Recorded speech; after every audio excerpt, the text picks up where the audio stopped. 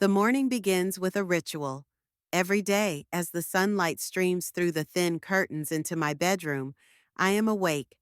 At 76, sleep is a luxury enjoyed in snatches. I get up at 6 a.m., sharp, make tea not coffee, my heart's not right anymore, and walk out onto the veranda of my house on the outskirts of San Antonio. Here, in the relative silence, broken only by the chirping of birds and the distant noise of the waking city, I can think. My name is Cornelia Farrington, and I have spent most of my life studying other people. As a professor of anthropology at the University of Texas, I've researched endangered cultures, spent months on expeditions, and lived among tribes most Americans don't even know exist. I have written 4 books that have been recognized in academic circles, and I have educated generations of students, some of whom are now distinguished scholars themselves.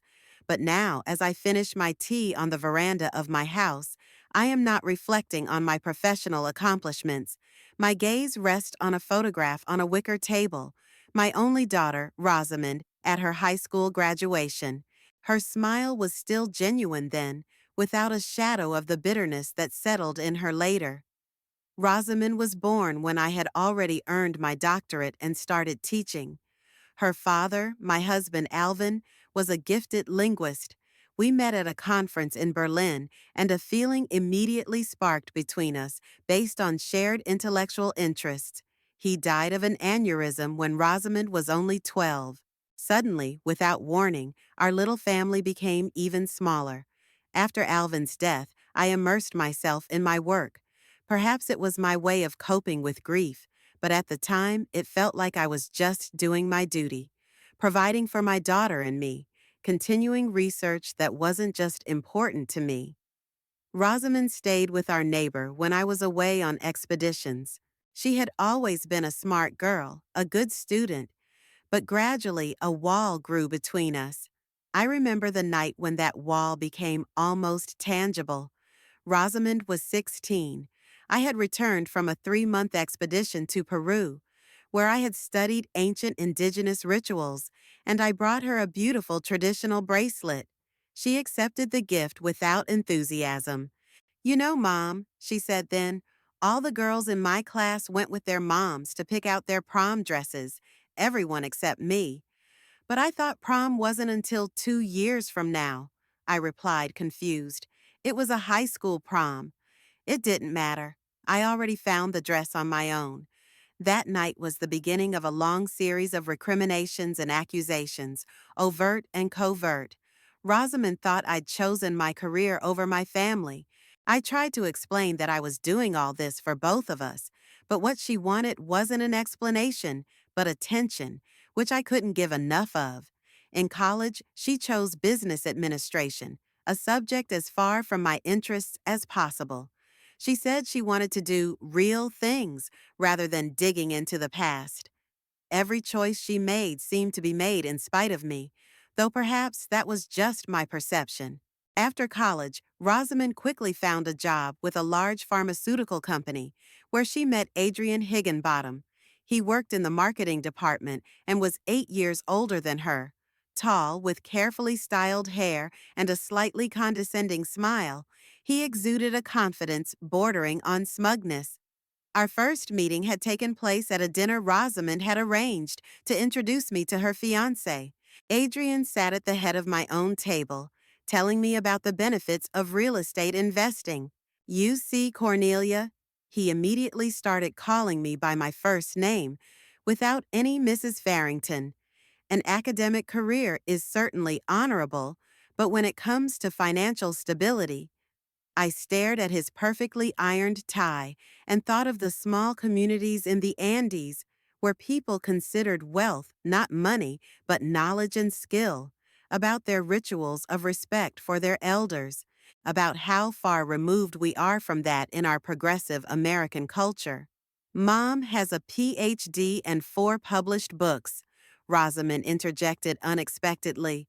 There was a pride in her voice that I hadn't heard in years. For a moment, I thought there was still a bridge between us. "Sure, sure." Adrian nodded patronizingly.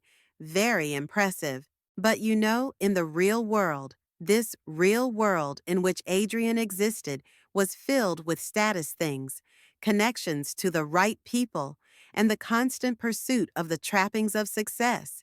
He talked about his new car with more passion than he did about his fiancée.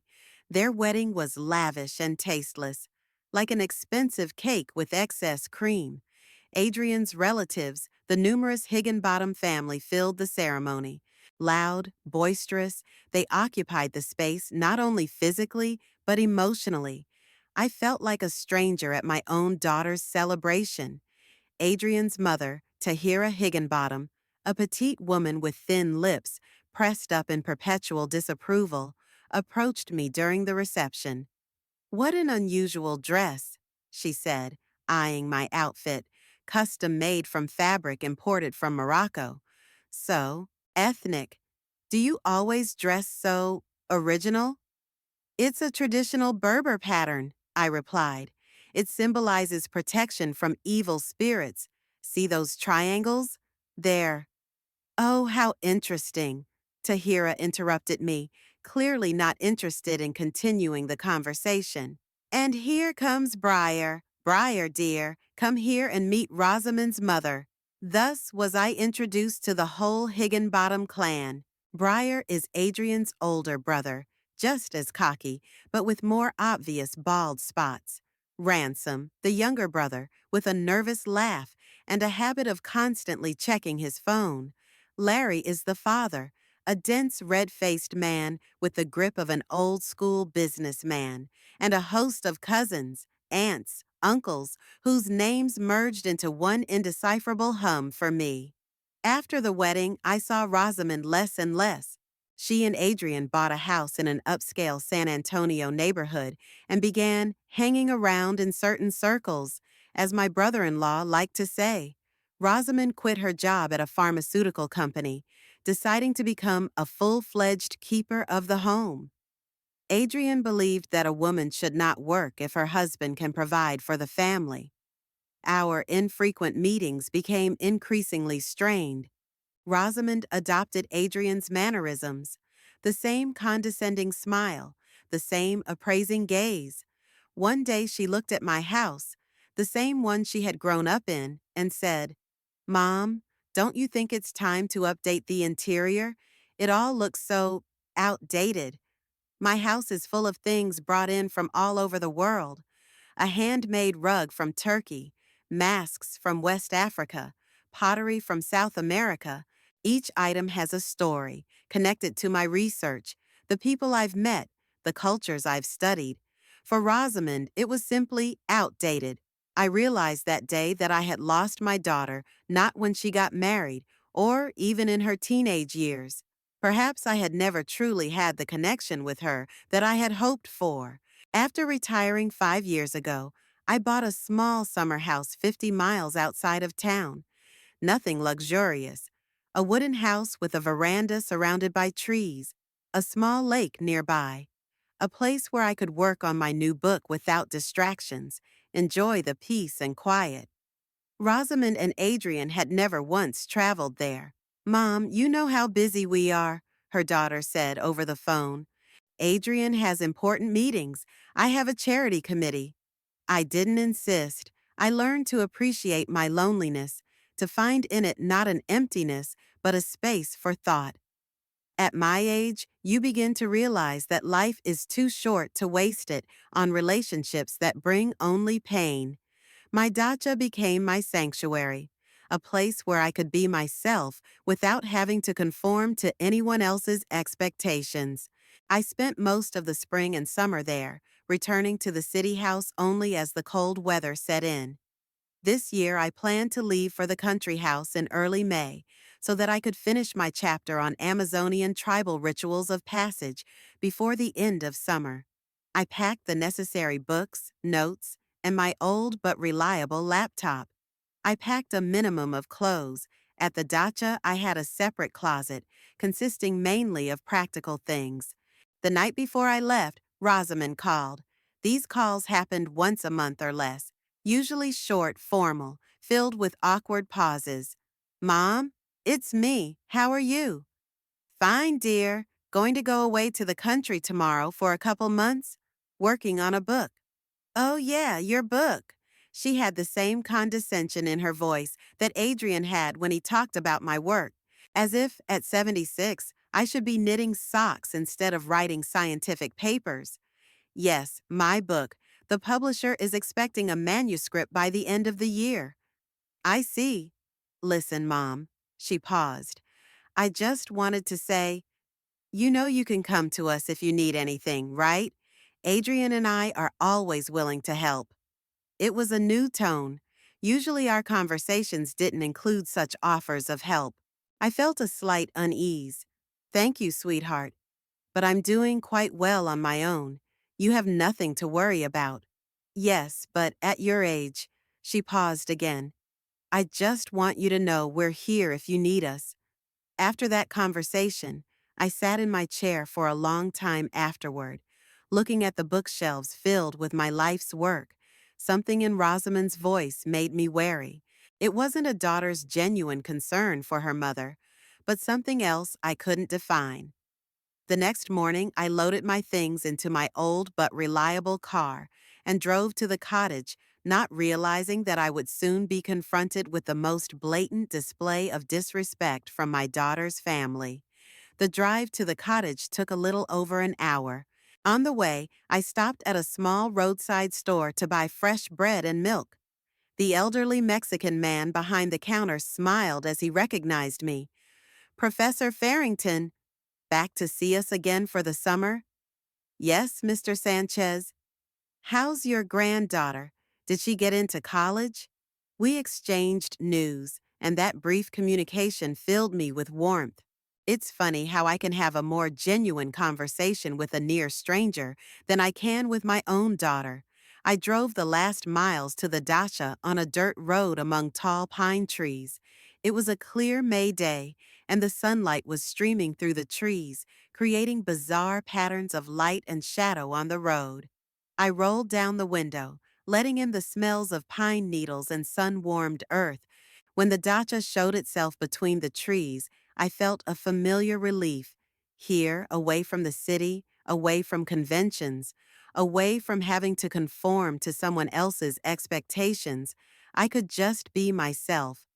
My cottage was modest but cozy, a wooden structure with a wide veranda, 2 bedrooms, a spacious living room with a kitchen, and an old-fashioned bathroom. No frills, just the essentials. But each item had been lovingly chosen and had a story to tell. I put the car under the carport and started unloading things. At my age, I shouldn't be carrying heavy things anymore, but I've always been stubborn and independent. After unloading my things and airing out the house, I went out on the veranda with a cup of tea. In the distance, I could see the lake surrounded by trees. The water glistened in the afternoon sun. A bird sang somewhere. The wind rustled the leaves. After the noise of the city, the silence seemed almost tangible. I pulled out my laptop and opened a working file. The new book was to be the culmination of my career, an analysis of how disappearing cultures adapt to the modern world while maintaining their identity. I had been working on it for 3 years, gathering material from my old expeditions and corresponding with colleagues around the world. I had managed to write a few paragraphs when the phone rang. I looked at the screen. The number was unidentifiable. I don't usually answer unfamiliar calls, but something made me press the button. Hello? Cornelia? It's Adrian. How are you doing at your cottage? My brother-in-law's voice sounded too chipper for a simple courtesy call. Besides, he'd never before called me just for no particular reason. Hello, Adrian. I'm doing fine, thank you. Great, great. Listen, I have news for you. I'm on my way to your place with my relatives. We'll be there in 3 hours, around 7 p.m. I felt my heart skip a beat. I'm sorry, what? You're going to my summer house? Tonight? Yes. We decided to have a family weekend in the countryside. There's 15 of us.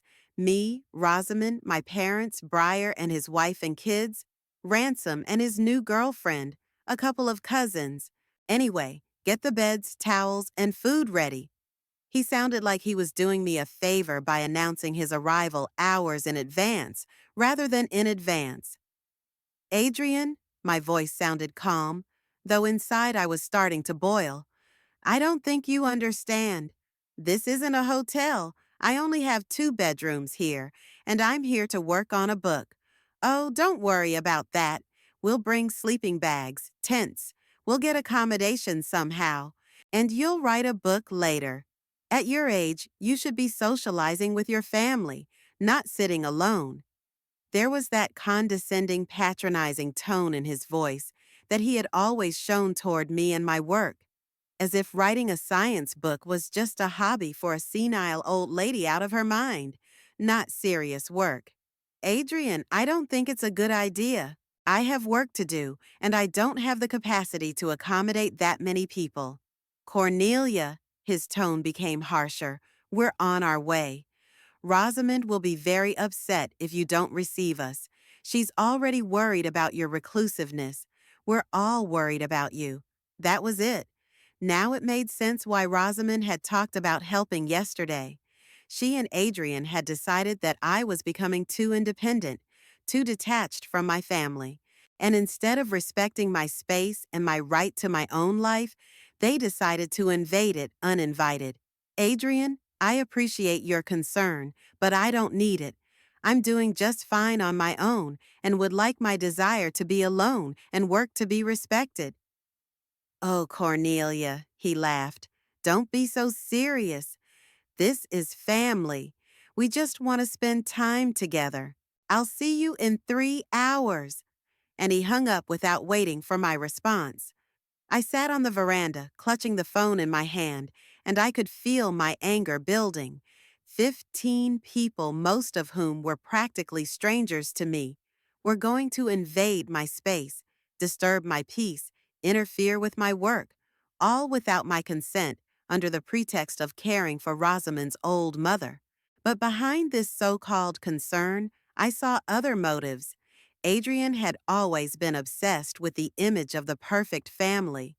At his company parties, he liked to talk about how he and Rosamond were taking care of old mother, like I was some kind of accessory to prove their virtue. I stood up and walked across the veranda. My gaze fell on the lake, calm and serene. This was my life before that call, and that's the way it should remain. No, I wasn't going to let them control my time, my space, my life. I didn't need their condescending concern.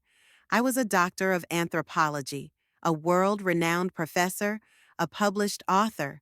I had explored the most remote corners of the world, lived among tribes Adrian had never even heard of, and I will not be treated like a helpless old woman. But what could I do? They were already on their way.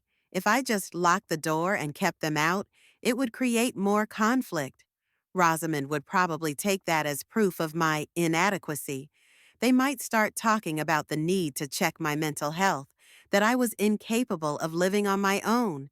No, I should have been more cunning. Use my knowledge of people, of cultures, of psychology. I entered the house and looked around with new eyes. 2 bedrooms, a small living room, a kitchen, 1 bathroom. By no means enough room for 15 people, especially pretentious ones like the Higginbottom family.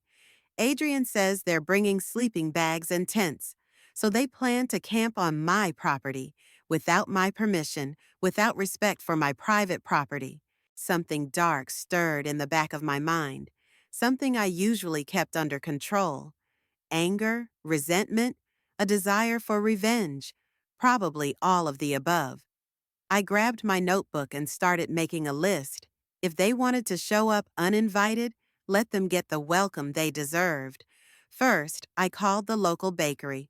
The owner, Mrs. Bloom, was an old acquaintance of mine.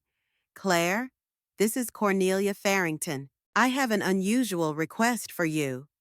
I then contacted a local fishing supply store. Mr. Pickens, the owner, was an avid fisherman and knew the lake like the back of his hand. Dwight, I need your help. Remember I once helped your grandson with an anthropology project? It's time to return the favor. After a few more calls, I went to the shed behind the house. Various tools, gardening equipment, and a few things that might come in handy for my plan were stored there. By 5 o'clock in the evening, I had completed my preparations. I sat down on the veranda with a cup of tea and waited. The calmness that enveloped me was almost meditative. I felt like a warrior before a battle, focused, ready for anything. At about 7:30, I heard the sound of approaching cars. From the sound of it, there were at least 3 of them. They were coming up the dirt road, leaving a cloud of dust behind them. 3 SUVs stopped in front of my house. Brand new, shiny, not at all suited for driving on forest roads. Typical Adrian and his family's choice of ostentatious luxury over practicality. The doors opened and people started getting out of the cars. Adrian got out first, dressed in what he probably thought was appropriate outdoor clothing: designer jeans and a shirt that looked too starched for a picnic. Rosamond came out behind him, wearing sunglasses and a disgruntled expression. Her perfect hair was already beginning to disintegrate from the humidity. Then the others appeared, a noisy crowd of Higginbottoms. Tahira, Adrian's mother, in white pants, completely impractical for the cottage. Larry, his father, with a cigar in his teeth. Briar with his wife Marlene and 3 teenage children, all tucked away on their cell phones. Ransom with a girl who looked like she got here by accident and didn't quite know what was going on. A few other relatives I'd seen at the wedding, but whose names I couldn't remember. They were unloading bags, folding chairs, portable coolers with drinks from their cars. The Briar kids had already started complaining about the lack of Wi-Fi. I stood on the veranda, watching this invasion with outward calm. Inside, however, I was preparing for the battle that was about to begin very soon. Adrian spotted me and waved with the same condescending smile I hated so much. "Cornelia, here we are. I hope you prepared something delicious for us." I smiled back, softly and enigmatically, the way Maori tribal elders smile before announcing an unexpected council decision. "Oh, I've prepared something special for you, Adrian. Something you will never forget." He didn't catch the warning in my voice, mistaking it for a senile quirk. He continued to order, telling the relatives where to put their things, where to pitch their tents. Rosamond came up on the veranda and gave me a discreet hug. "Hi, Mom. How are you? I'm sorry for the sudden intrusion, but Adrian is so fired up about the idea of a family weekend away." "It's okay, honey." I patted her hand. "I was just thinking I was missing company." She looked at me suspiciously, unaccustomed to such accommodating behavior on my part. "Really? I thought you'd be angry. You're always so precious about your personal space." "You start to see things differently at my age." I continued to smile as I looked at the bustle in the yard. "By the way, I have a surprise for you guys. I'm sure it will be very interesting." Rosamond frowned, but before she could say anything, she was interrupted by the loud voice of Tara Higginbottom. "Rosamond, dear, where are my father and I to be housed? Not in those awful tents, I hope? At our age, sleeping on the ground is simply impossible." "Certainly not, Mrs. Higginbottom," I answered in my daughter's place. "I have a special place for you and Mr. Higginbottom." Tyra smiled, clearly pleased with this attitude. "There you go, you see, Rosamond. Your mother understands everything. Unlike some people." This comment was clearly directed at Adrian, who at that moment was trying to sort out the tent, looking as if he was seeing such a structure for the first time in his life. I watched the scene, feeling a dark satisfaction growing inside me. They had invaded my life uninvited, without respect, thinking I was an old woman who would welcome their condescending attention. Well, pretty soon they would realize how very wrong they were. I had spent decades studying different cultures, their customs, their ways of resolving conflicts. I knew about revenge rituals, the subtle mechanisms of social control, the psychological techniques that could make a person feel unwelcome. And I was going to use all that knowledge to teach the Higginbottom family a lesson they would never forget. A lesson about respect, about boundaries, about the consequences of unceremoniously intruding on someone else's life. As I watched them fussing in my front yard, I felt something primal awaken in me, something the anthropologist in me would call a territorial instinct, a desire to protect my space from outsiders. Adrian approached the veranda, wiping his forehead with the sleeve of his too expensive shirt for camping. Cornelia, where do you have the air conditioning on in here?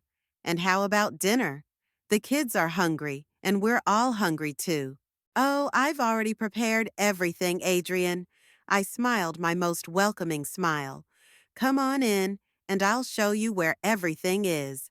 And I led them into the house, ready to begin my carefully planned operation to banish the uninvited guests. When the last of the 15 uninvited guests entered my house, I felt a strange calmness. That's what happens before a decisive experiment. When all the variables are accounted for, the hypothesis is formulated, and all that's left is to observe the result. An hour and a half before they arrived, I turned my cozy cottage into a perfect trap for the overconfident Higginbottoms. I began with the simplest of psychological stimuli. During my expeditions, I studied how different cultures use odors to create certain atmospheres. Amazonian tribes, for example, used to fumigate their homes with special herbs before unwanted visitors from neighboring settlements arrived, not to poison them, but to cause a slight discomfort, to let them know that you are strangers here. In each corner of the living room, I placed small plates with a foul-smelling mixture of fermented leftover fish sauce, a pinch of asafoetida, and a few drops of valerian essential oil. Individually, these odors were not as noticeable, but together they created a feeling of slight nausea, elusive but constant. Come in, I invited cordially, watching Tahira Higginbottom wrinkle her nose as she sucked in air. I hope you don't mind the peculiar aroma. It's a traditional house fumigation practiced by a tribe in New Guinea. It repels evil spirits and certain insects. What an unusual odor, Tahira murmured, holding a lace handkerchief to her nose. Adrian, do you smell anything? No, it's fine, my brother-in-law replied, though his face had turned noticeably pale. It just needs some air. Oh, I wouldn't recommend opening the windows at night, I remarked in an innocent tone. Mosquitoes are very active here this time of year, and then there are those bats. Bats? Marlene Breyer's wife exclaimed, looking around nervously. Oh, yes, we have a whole colony of them in the old hollow tree. Sometimes they fly into the house. But don't worry, they're practically safe, unless, of course, they attack in packs. I paused, enjoying the look of horror on her face, and added with a smile, That's a joke, dear. They only attack singly. The next step in my plan was to disorient the space.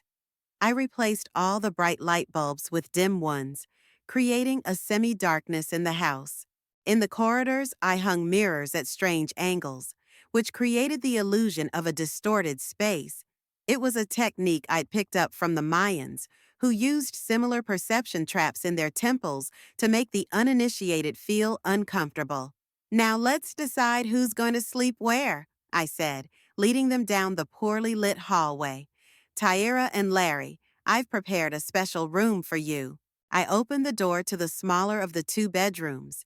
Before they'd arrived, I'd moved the furniture so that the bed would be under the window, where the full moon would shine in the sleepers' faces all night. Plus, the window frame creaked a little with the slightest breeze, not loud enough to complain about right away, but enough to interfere with sleep. It's very nice, Tahira said uncertainly, looking around the room. But why is the bed positioned so oddly? Oh, it's for favorable energy flow, I explained with a serious look. This room has a special geomagnetic anomaly. Some say there's an energy rift running through here. But don't worry, most people sleep perfectly peacefully in here. Almost everyone. Larry frowned. What do you mean, almost everyone? Well, sometimes you have weird dreams, or the feeling of someone sitting on the edge of the bed. But that's just a play of the imagination, I assure you. I took Briar, his wife, and their teenage children into the living room, where they were to be seated on the couch and armchairs. Before they arrived, I had purposely unscrewed some of the springs in the couch so that they would sink into the body of the person sitting, but not immediately, but after a while, when the person was almost relaxed.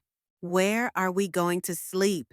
The older of the teenagers asked, looking at the shabby couch with horror.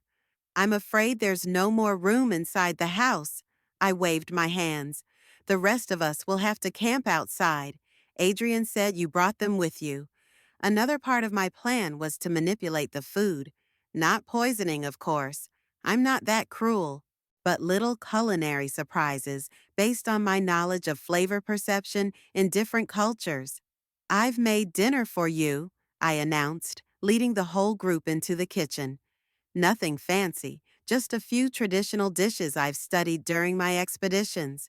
On the table were bowls of unidentifiable substances. Everything was edible and even nutritious, but it looked extremely unappetizing. Dark gray mashed eggplant and cuttlefish ink, a bright green seaweed and wasabi sauce, a salad dominated by strange root vegetables of bizarre shapes. What is this? One of Adrian's cousins asked in disgust, poking something resembling twisted tentacles with his fork. Ah, it's a delicacy. Pickled sea cucumbers, excellent for stimulating digestion.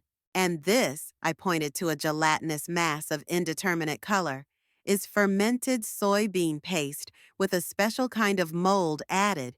In some parts of Asia, it's considered a cure-all. I noticed Rosamond and Adrian glance over at me. My daughter clearly hadn't expected such hospitality from me. She knew I was good at cooking regular meals when I wanted to. Mom, don't you have something a little more traditional for the kids? She asked cautiously. Oh, of course. I smiled and pulled a tray of sandwiches out of the refrigerator. Here, especially for the younger generation, peanut butter and Marmite sandwiches. Marmite is a yeast paste with an intensely salty flavor, beloved in Britain and Australia, but abhorred by most Americans unaccustomed to its peculiar taste. I knew the Breyer children would hate it. While the family studied the treats with incredulity, I began the next phase of the plan, creating an atmosphere of mild anxiety and paranoia. It was a technique I'd picked up from the Dani tribe in New Guinea, where shamans used subtle psychological manipulation to get unwanted visitors to voluntarily leave the village. By the way, don't mind the strange noises at night, I remarked, as if by the way, as I poured myself some gray mashed potatoes. It's just an old house. The floorboards creak, the pipes hum. Sometimes you hear footsteps in the attic, but they must be squirrels or raccoons. Footsteps? Tahira asked tensely. Yes, that kind of light stomping, like someone walking with little feet. You know, back and forth, especially at midnight. I smiled, sending a spoonful of mashed potatoes into my mouth. Delicious. Would you like to try some, Tahira? The Higginbottom family sat at the table, barely touching their food. Only Larry was bravely trying to chew something I called smoked Sichuan tofu, but even his face was covered in vapor from the pungent spice. Meanwhile, I activated the next part of the plan. Even before they arrived, I arranged with a local fisherman, Mr. Pickens, to let some flashlights on small rafts float down the lake. In the dark, they looked like mysterious lights floating on the water. Oh, look, I exclaimed, pointing out the window. The lights on the lake. It's just begun. What started? Adrian asked, involuntarily rising to look. The annual appearance of the ghostly lights. Local legend says it's the souls of drowned tourists returning to the world of the living, but I know it's just phosphorescent plankton, I guess. As dusk faded, I continued to create an atmosphere of growing discomfort. I told stories of strange occurrences in the neighborhood, of the mystical beliefs of the locals, of the sounds sometimes heard from the forest on moonless nights. And one day I woke up with the feeling that someone was sitting at the foot of my bed. I said while we were drinking tea after dinner. I opened my eyes. No one. But there was still a dent in the bedspread. I must have been dreaming. The house was getting darker and darker. I'd replaced many of the light bulbs with flickering bulbs that made the lighting unpleasant for my eyes. In addition, a few of the fixtures had special bulbs that I'd purchased at the special effects store. They discreetly changed hues, giving the illusion that the walls were changing color. "Grandma, I don't like this house," Briar's youngest son muttered, snuggling up to his mother. "It's kind of creepy." "Nonsense," Adrian exclaimed, though his voice didn't sound too sure. "It's just an old house. There's nothing creepy about it." At that moment, I activated another part of my plan. A small radio-controlled mechanism hidden in the vent began to emit a light tapping sound, rhythmic, like someone tapping their fingers on a pipe. Knock, knock, knock. Pause. Knock, knock, knock. "What's that sound?" Rosamond asked tensely. "What sound?" I innocently interrogated, though I heard the tapping perfectly well myself. "Oh, that." They must have started again. "Who they?" Ransom asked with a nervous chuckle. "I have no idea." I shrugged. "They always knock before it rains. The locals say it's the lake spirit's warning of thunderstorms. I think it's just condensation in the pipes. Although, admittedly, sometimes the knocks form a rhythm, like Morse code. By 9 p.m., the nerves of many Higginbottoms were on edge, but I was just beginning my psychological assault. It was time to bring the acoustic effects into play. On an expedition to Romania, I'd once studied local beliefs about evil spirits. The local peasants believed that certain sounds could cause unaccountable fear in people. Low frequencies, almost on the edge of audibility, reminiscent of the distant growl of a predator. I had a small but powerful subwoofer hidden in my shed, which I discreetly activated. It began emitting infrasound, sound waves of such low frequency that they are on the edge of human perception. People don't hear them consciously, but the subconscious reacts with feelings of alarm and anxiety. "Don't you think it's getting a little uncomfortable?" Marlene said nervously, wrapping her arms around her shoulders. "What do you mean?" I asked with an innocent look. "I don't know. It feels so weird, like something's not right. Ah, it's probably the barometric pressure dropping before a thunderstorm. Some people are sensitive to that sort of thing, especially in places with a thin border between worlds."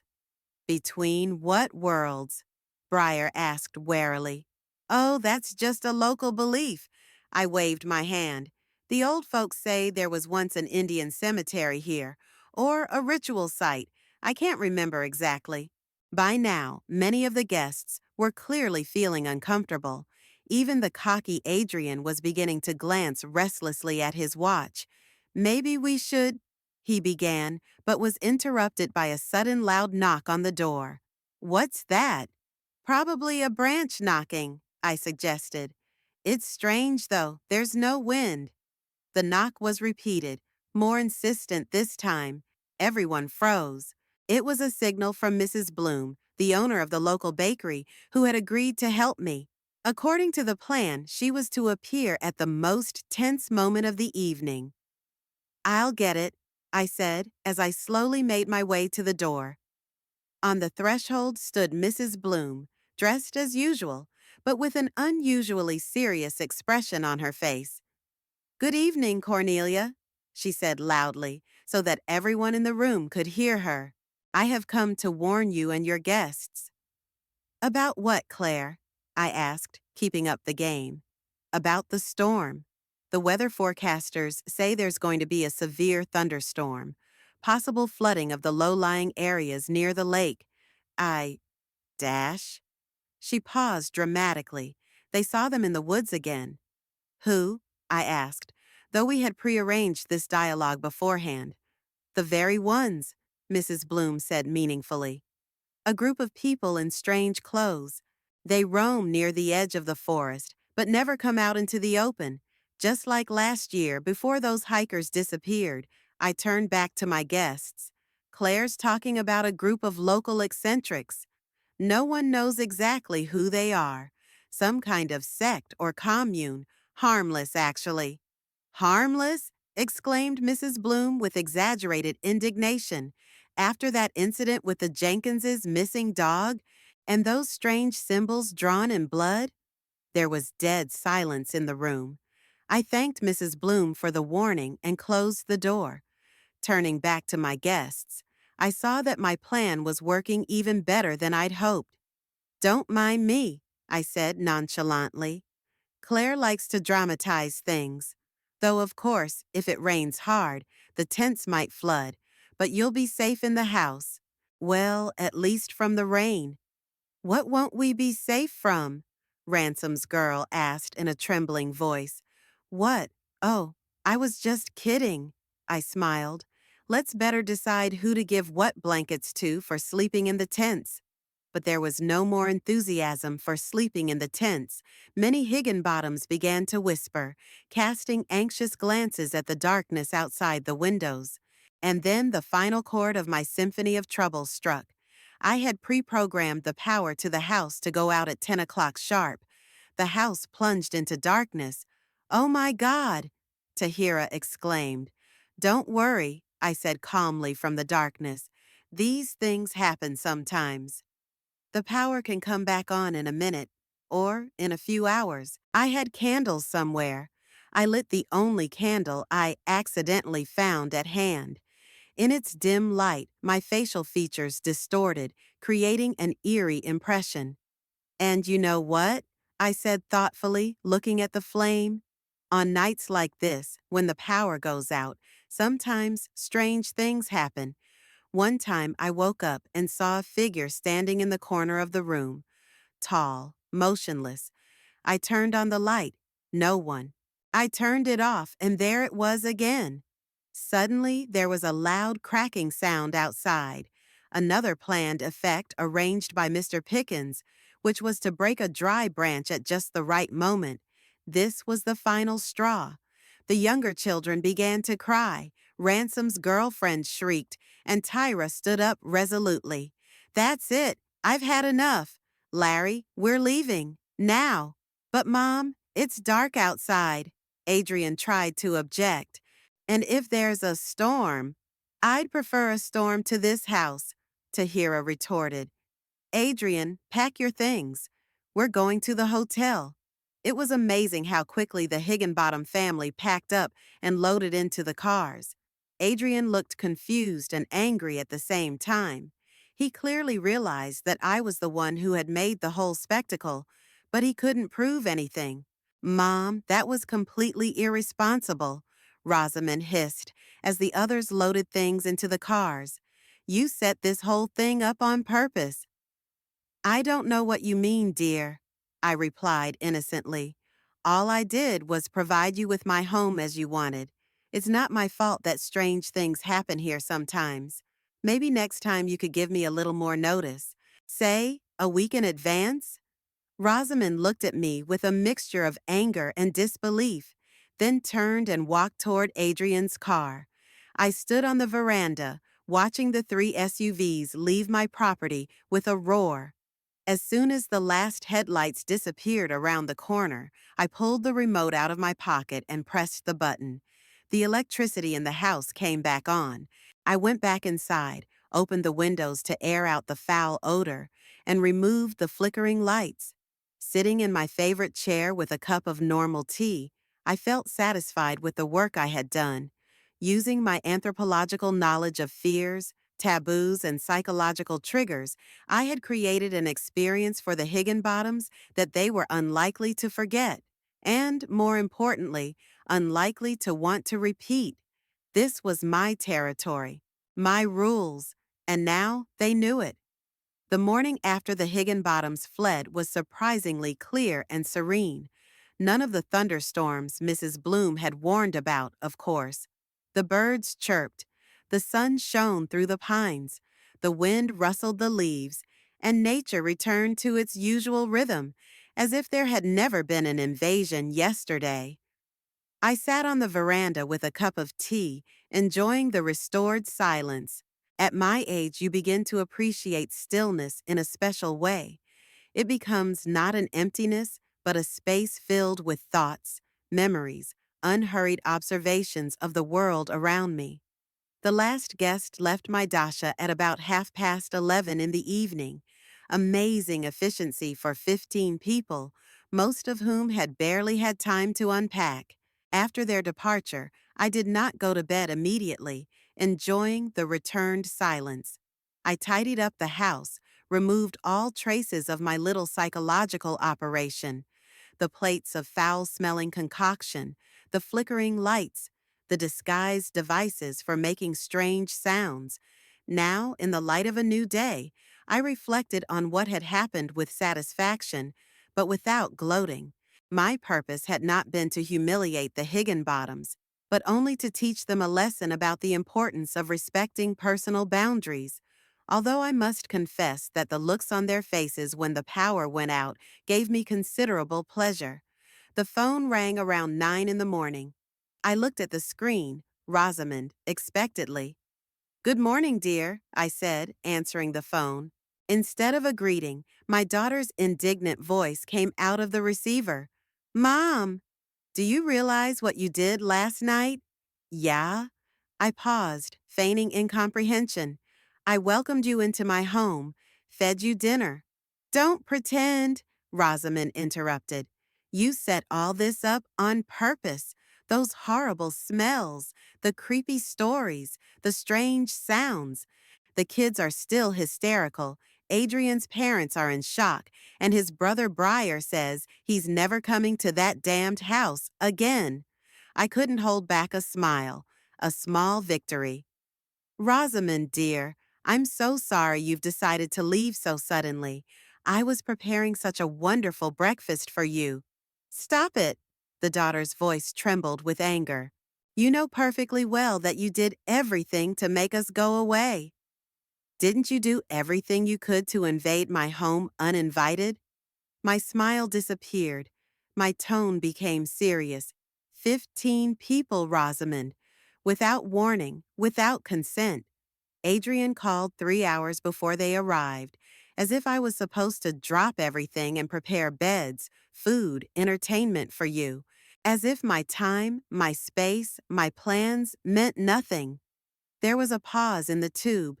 I could hear the heavy breathing of my daughter, who clearly hadn't expected such a direct answer.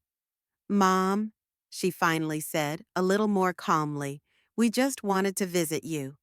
To spend some family time. It's normal. It's normal to visit when you've been invited, or at least given advance notice and consent.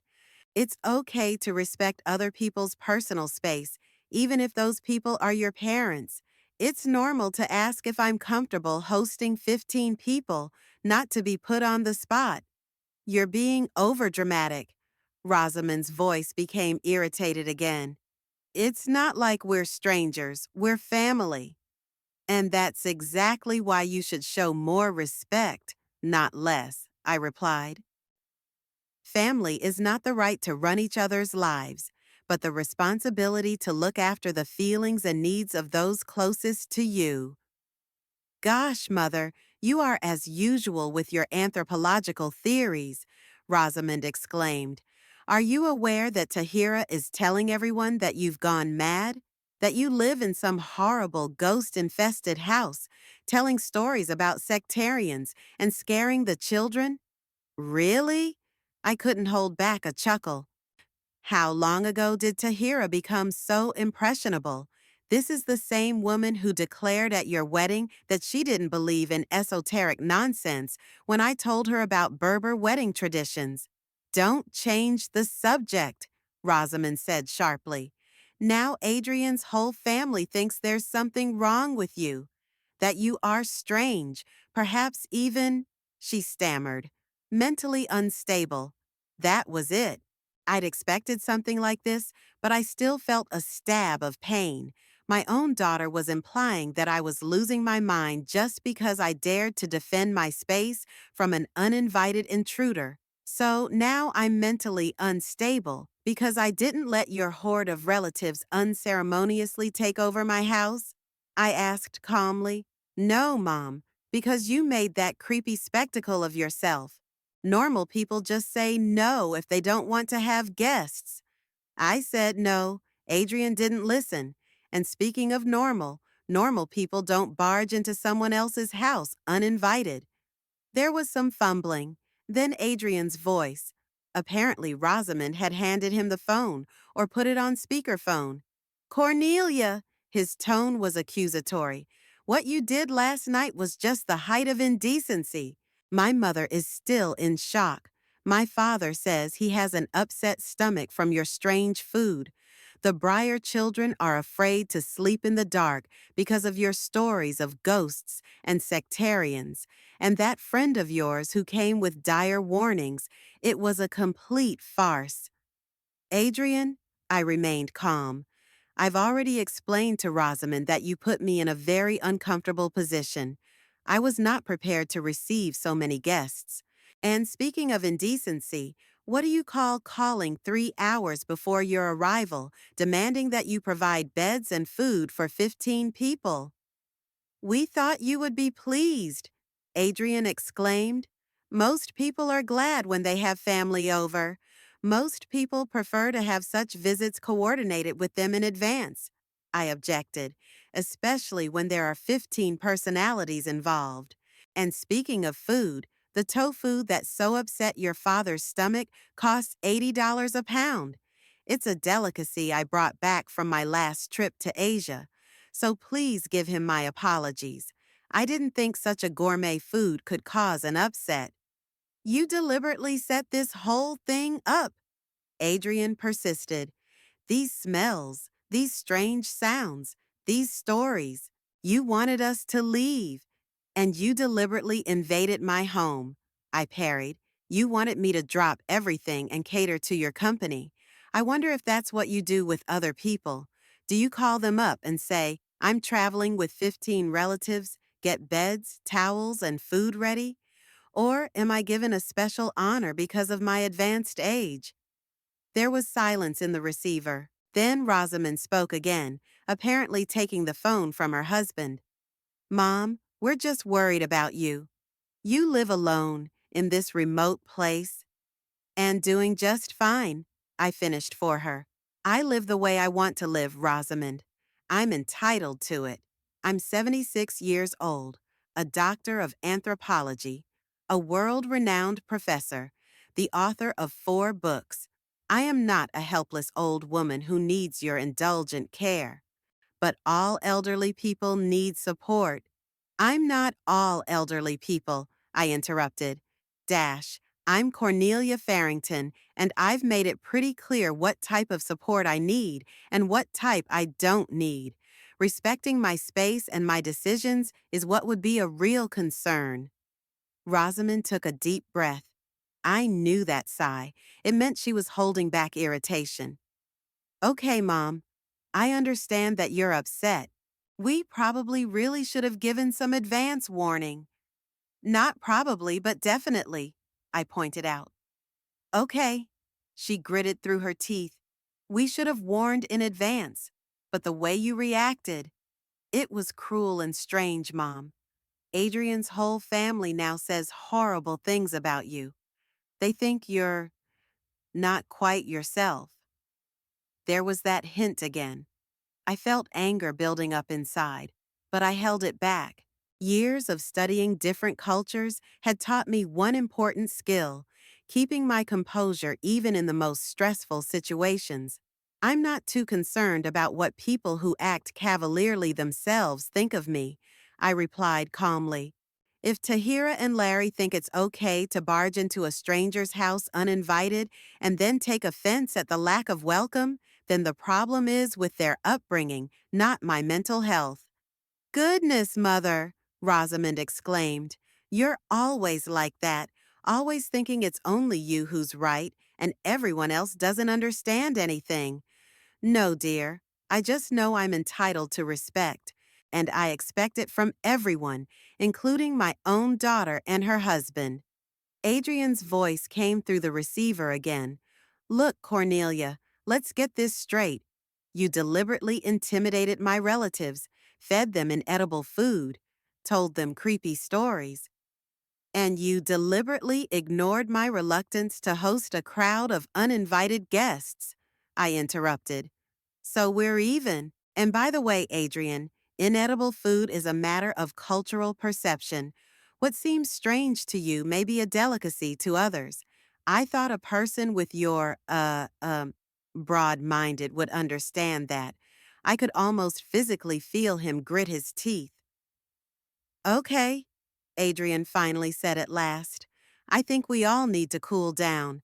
But be warned, Cornelia, my parents are very upset.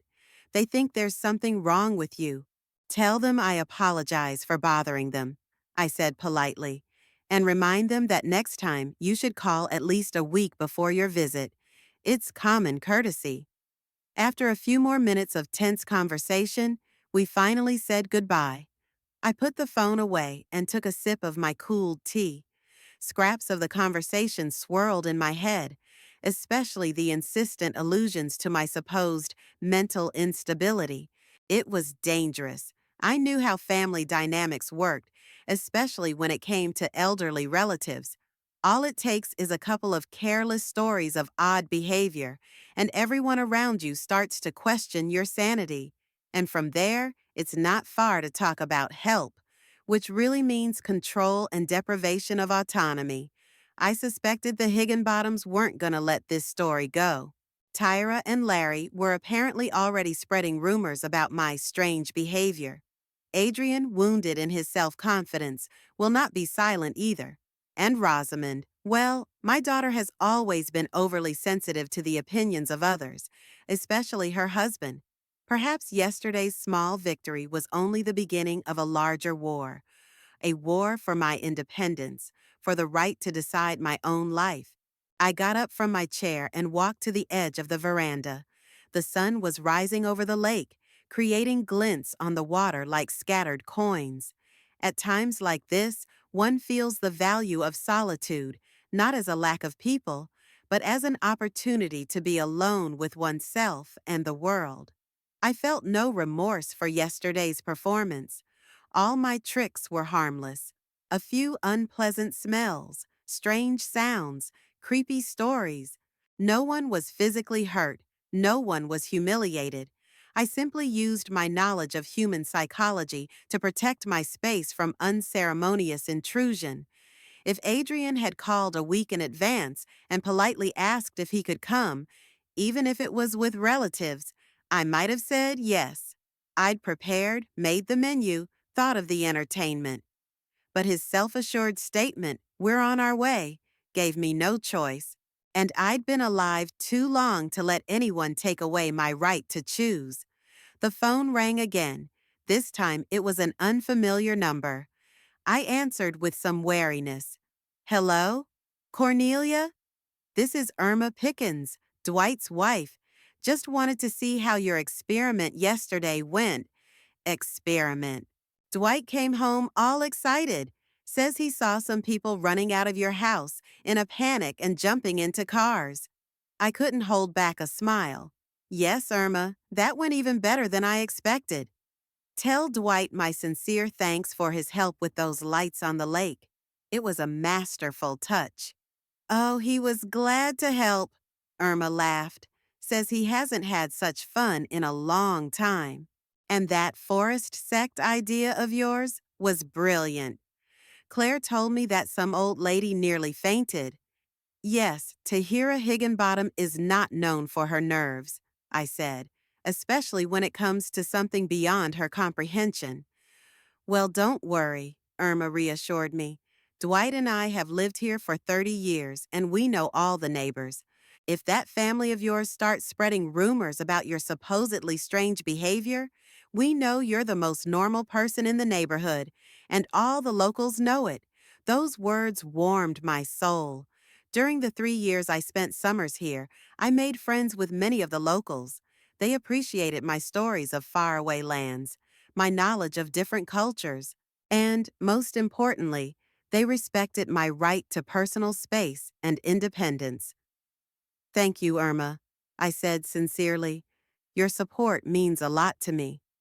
After talking to Irma, I felt more confident.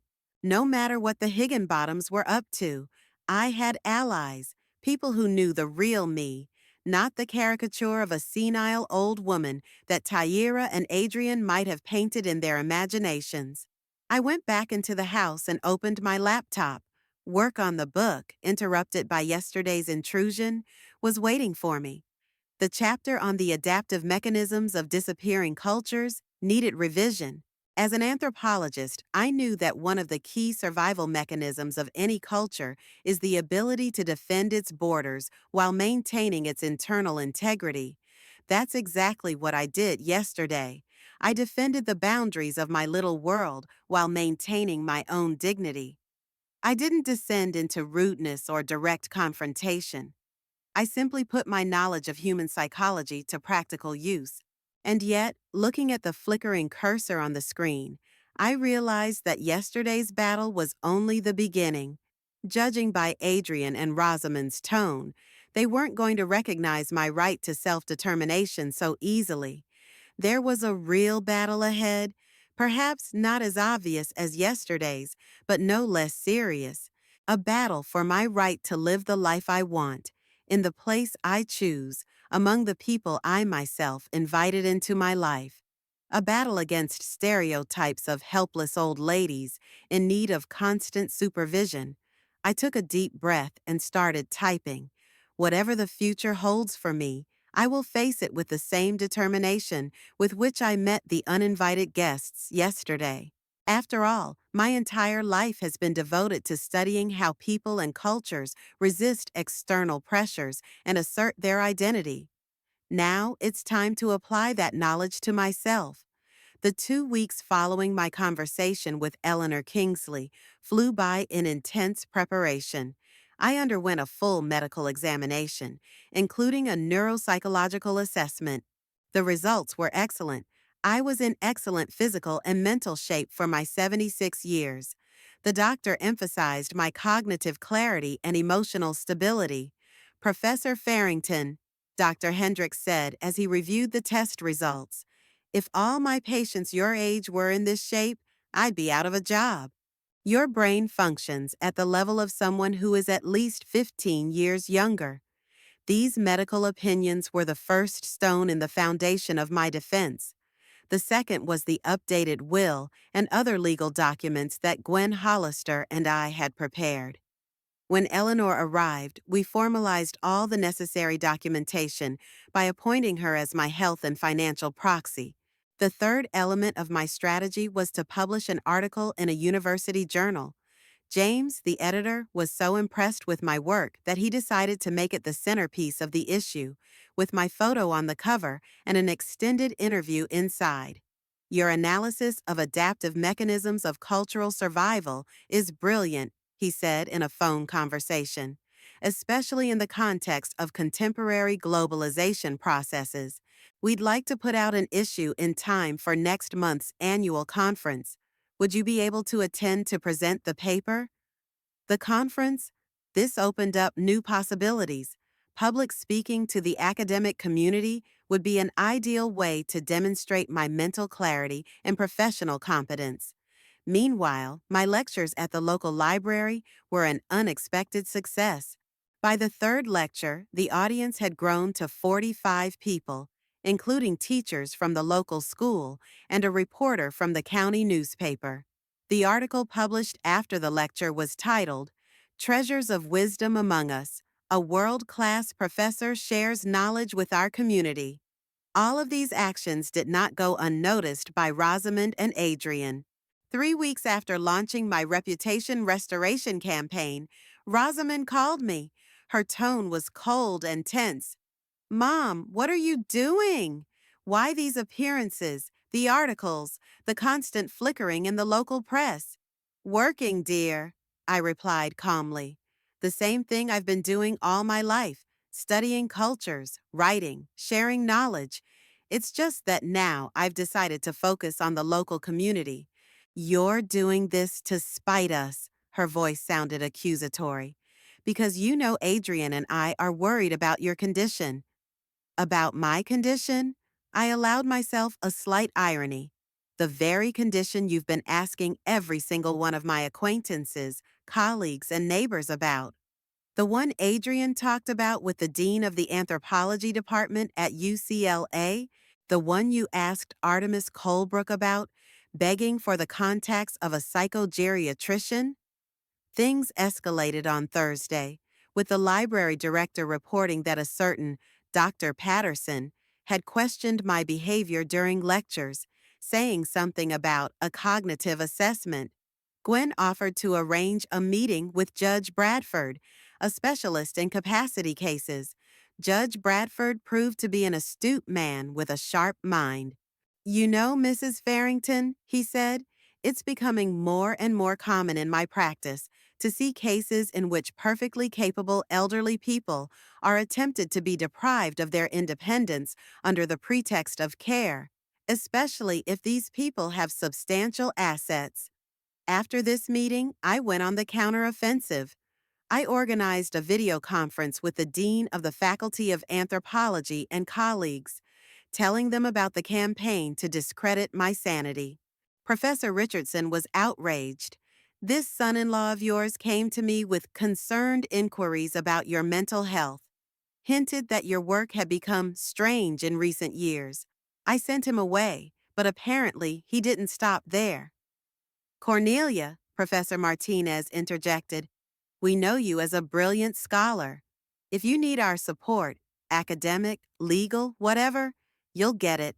The day of the decisive confrontation began with an unexpected visit. Adrian and Rosamond came to see me unannounced. Mom, we need to have a serious talk. In the living room, Adrian immediately took the lead. Cornelia, we are very concerned about your condition. These strange speeches at the library, the stories about creepy rituals, the articles about disappearing cultures. It seems like an obsession, perhaps even paranoia. That's an interesting interpretation, I replied calmly, especially since I'm an anthropologist and have been studying these creepy rituals and disappearing cultures all my professional life. Dr. Patterson, who we consulted, thinks you may be showing signs of early dementia, Rosamond interjected. He says that your fixation on defending territory, these strange stunts you've arranged for our relatives, all of these could be symptoms. I smiled. It's funny that Dr. Patterson made such a serious diagnosis without ever meeting me in person. That goes against all medical and ethical standards.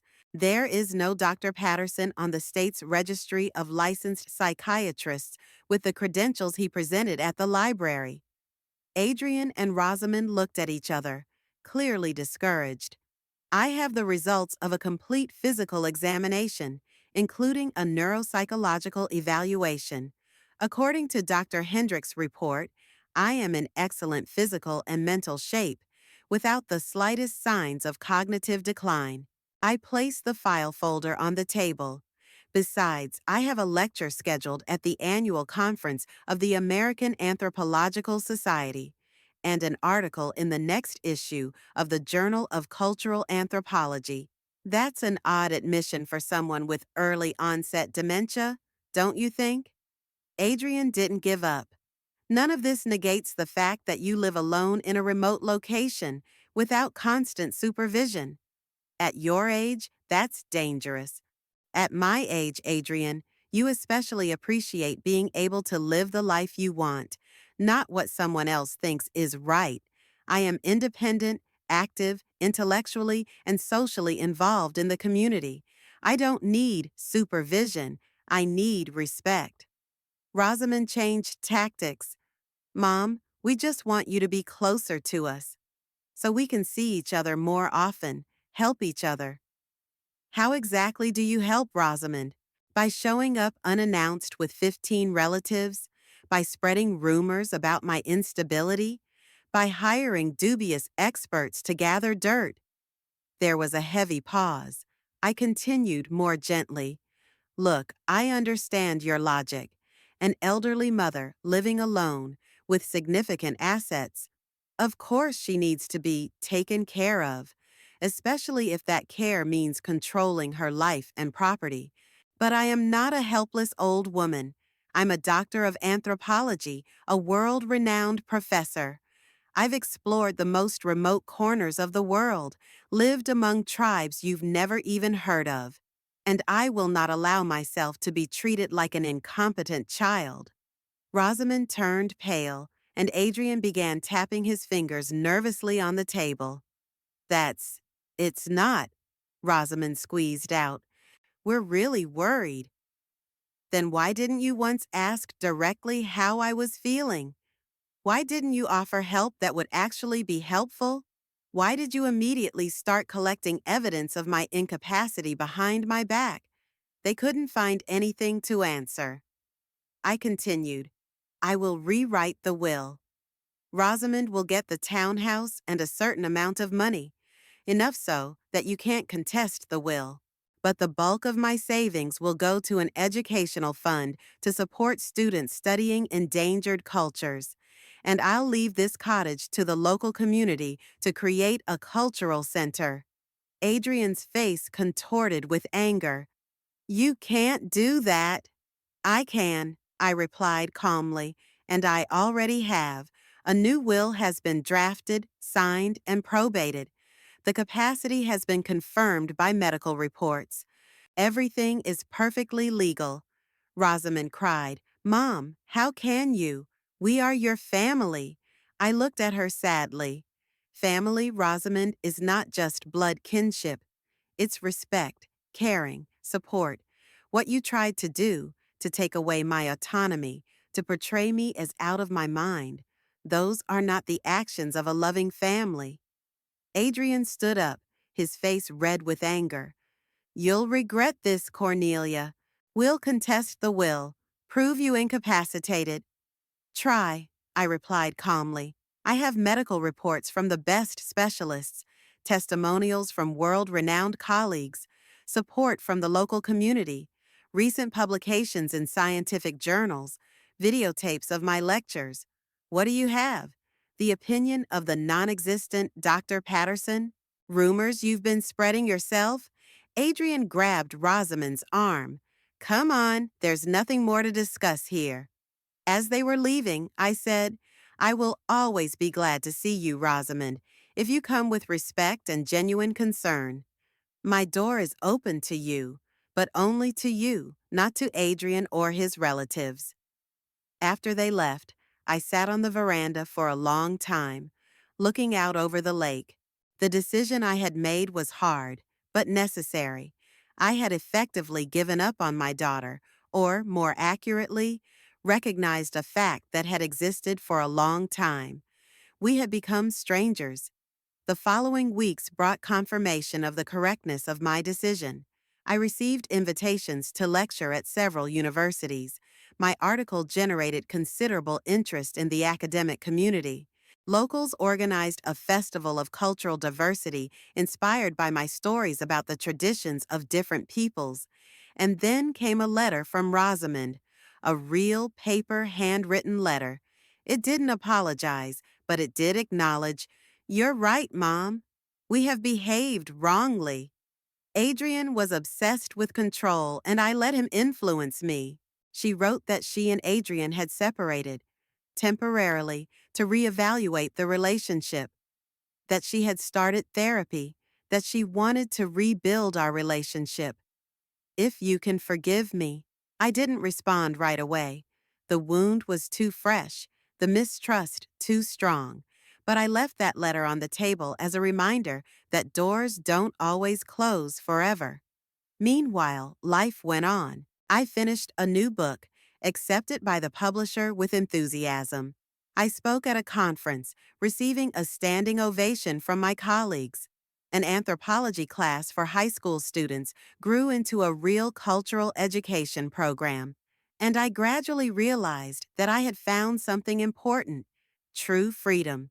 Freedom to live by my own rules, surrounded by people who valued and respected me. I created a new family, not bound by blood, but united by shared values, mutual respect, and genuine care. Sitting on the veranda on a warm summer evening, surrounded by new friends gathered for my weekly anthropology tea ceremony, I finally felt a deep peace. Yes, the path to this was difficult and painful, but it had brought me to the realization of a simple truth that I had studied all my life in various cultures around the world. True family is not defined by blood, but by heart. And now my heart was full.